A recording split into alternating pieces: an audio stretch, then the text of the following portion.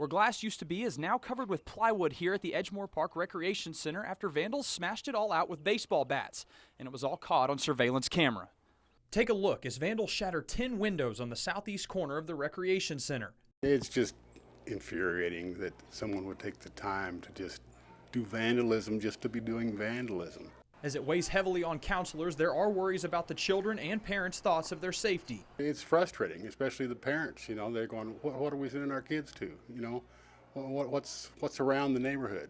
Occasional damage has occurred previously, but Tabor says not to this extent. Not this bad, no. According to police, there is about $5,000 in damage, and that's not including other incidents they've had in that area. 6 of them were from vehicles. One was from a church where these windows have been basically damaged. As the board stands, so does the disappointment from those dealing with the aftermath. It's very disappointing.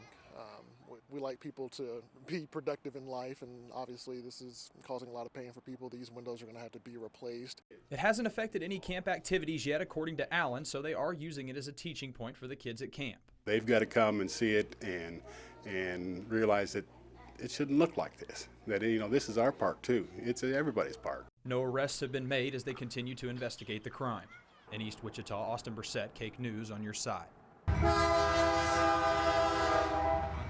The small town of Peabody will have a different Memorial Day this year due to the weather. There is no Avenue of Flags this year, and there's no Memorial Day service.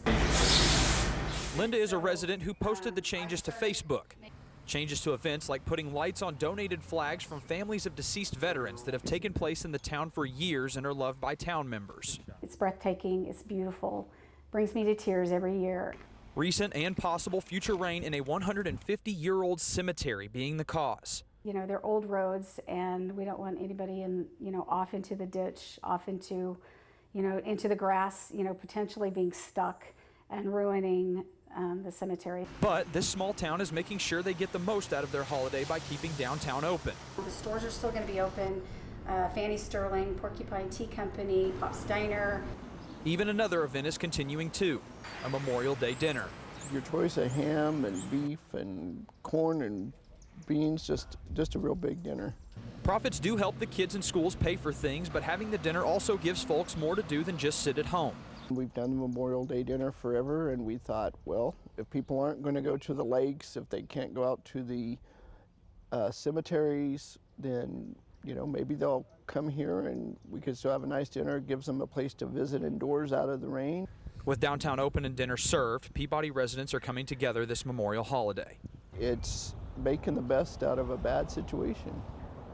Well, Deb, it was literally right here where I'm standing. The bus was parked along these spots in a Walmart parking lot. She picked up her special needs daughter there, and that was after a long 2.5-hour journey from when she got out of school. It was an exciting morning Wednesday as 12-year-old Valen Logan started a new school year, but it quickly turned into a nightmare. I'm gonna be honest, I was freaking out. After school, Valen's mom, Kim Markella Franklin, waited anxiously for her daughter to get off the bus, but she never did. I called the school 3 times and I left 3 messages. They did not answer. In between calling the school, I was going back and forth with the school and first student. Every time I called first student, I got a voice message that said the mailbox is full, call back later. Valen ended up on the wrong bus. Mom says it was hard enough not knowing where her daughter was, but it was even more frightening because Valen is autistic and couldn't give the driver any information. When he realized that she was special needs, she started to shake. She started to cry a little bit. I'm on the phone telling her it's going to be okay.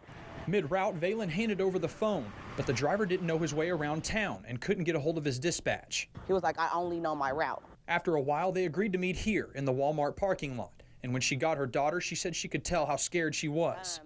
Autistic kids are not touchy. They don't really like being touched. She was clinging on to me. Now she's just thankful she was able to get her daughter home safe. This mishap could have went way worse. If my daughter did not have a cell phone, and I could not afford for her to have a cell phone, I don't know what I would be telling you right here today. Well, the First Student Bus Company and Wichita Public Schools sent us these statements apologizing for the incident and saying an investigation was initiated. Kim also says that 2 other incidents occurred in the past involving where her daughter was supposed to be dropped off near their home. Now, she says she just wants answers. In Northeast Wichita, Austin Brissett, KAKE News on your side. You wore the right color shoes for this, huh? Okay. Paint rollers begin to turn casual concrete into a colorful landscape at McAdams Park. It's nice. It's really nice. It's really bright, good colors. My kids are excited. They're going to get out and get the painting too really soon. This Juneteenth project is just one part of the holiday celebrating the freedom of slaves in Texas. Sean Treese is a volunteer whose son wrote about the project in school, and since they go there often, they want to be a part of the big picture. I'm pretty sure they're going to take lots of pictures out here. We're going to be out here with them, so I'm excited to see what the outcome of it's actually going to be. Everybody good on rollers? The bigger picture being a retro look envisioned by artists like Quintice. The style of it, you know, it's funky for the kids. You know, the adults seem to like it, you know, and it seems like something that will go pretty good in this area. He says he spent several hours a day in this park as a kid, making memories that he wants younger kids to experience as well. This is just a way for us to get back and preserve some of what the memories that we have and send forward, you know, new memories for those that come around. Juneteenth ICT has done previous projects, but they say none will stick around like this one. We're taking the festival a step further by leaving our mark. This project also giving them a chance to leave a message for anyone who attends or partakes in the festivities. Solidarity, education, and empowerment. And we want to make sure that the community is aware of what American history is, as well as celebrate and build community. It was all smiles for James Miller as he prepared for a race he won't ever forget. I'm very excited to get to drive a race car. I've always wanted to.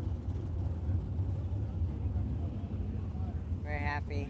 This car you see was brought to him by a group from Iowa called Kids with Cancer Racing because Miller has been battling a rare form of lymphoma.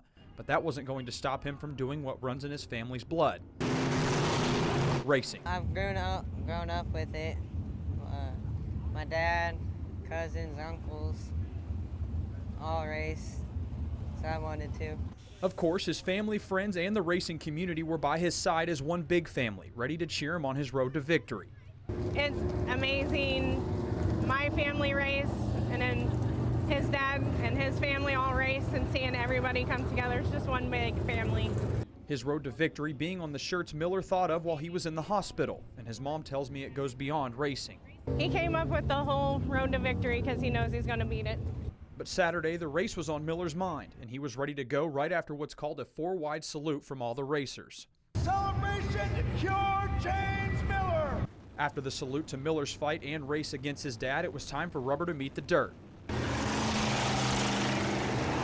Miller was out front the whole way. He was in control of the steering and the brake while the person next to him controlled the gas. After about 8 laps, the checkered flag brought Miller to victory lane. James Miller, ladies and gentlemen! And after a big family celebration, his dad stood almost speechless about the experience. Not even words be spoken to it. It was unreal, you know.